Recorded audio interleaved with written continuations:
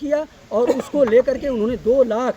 अब आप देख रहे हैं कि यूपी से, मुझे लगता है कि यूपी से बहुत ज़्यादा आबादी वहाँ गई है और नौकरी पाई है।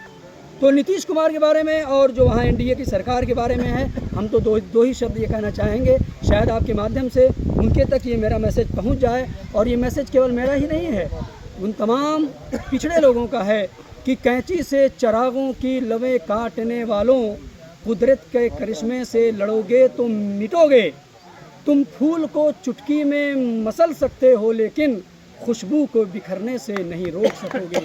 तो ये जो अखिलेश यादव और तेजस्वी यादव हैं, ये राष्ट्रीय पटल पे ऐसे फूल हैं जिनका खुशबू ये एनडीए के बस की बात नहीं है कि वो उनके महक को रोक पाएगा। तार प्रयास आपका संगठन पे चल रहा है, क्या उम्मीद रहेगी, क्या संदेश रहेगा? पीडीए जन चौपाल उत्तर प्रदेश के प्रत्येक सेक्टर में, प्रत्येक बूथ पर समाजवादी पार्टी के राष्ट्रीय अध्यक्ष के निर्देशन में चलाया जा रहा है। अभी हमारे पूर्व विधायक जी ने पीडीए को विस्तार पूर्वक बताया है कि पिछड़ा, दलित, अल्पसंख्यक, अगड़ा जो संवैधानिक संस्थाओं से उससे वंचित है, सारे उसमें सब लोग समाहित हैं जो उससे वंचित रह गए हैं।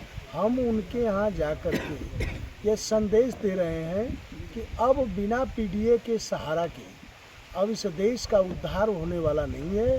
और जब देश का उद्धार नहीं हो पाएगा तो ये निरंकुश तानाशाही सरकार लोकतंत्र को राजतंत्र में बदलने वाली है। इसलिए सजग हो जाइए। यह अंतिम चुनाव होगा 2024 का, तो पीडीए के तहत एक बड़ा संदेश दिया जा रहा है और उससे लोग जागरूक हो रहे हैं। जो रिस्पांस मिल रहा है उससे निश्चित रूप से ये समझ में आ रहा है कि आने वाले 2024 में अब केंद्र में समाजवादी पार्टी के सहयोग से दिल्ली की सरकार बनेगी। संगठन कितना मजबूत रहेगा सर? माँ बाप पैदा करने के बाद आप लोग की गोद में छोड़ते हैं, युवा जिस तरह से रोड पे आ गए हैं, क्या उम्मीद रहेगी 24 में? युवा रोड पर इसलिए आ गए हैं कि ये सरकार रोजगार देने में, शिक्षा देने में, स्वास्थ्य में, सब में ये कहीं न कहीं ये विफल हो गई है।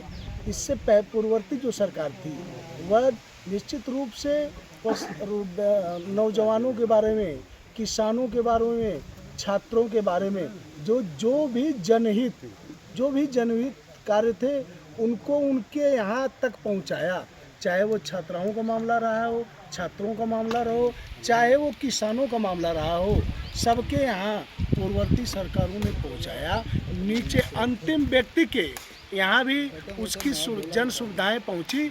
इसलिए अब जब ये निरंकुश सरकार हटेगी तो इस प्रदेश का और देश का युवा जो है वह रोजगार पाएगा। जब रोजगार पाएगा तो निश्चित रूप से यह सशक्त भारत का निर्माण होगा।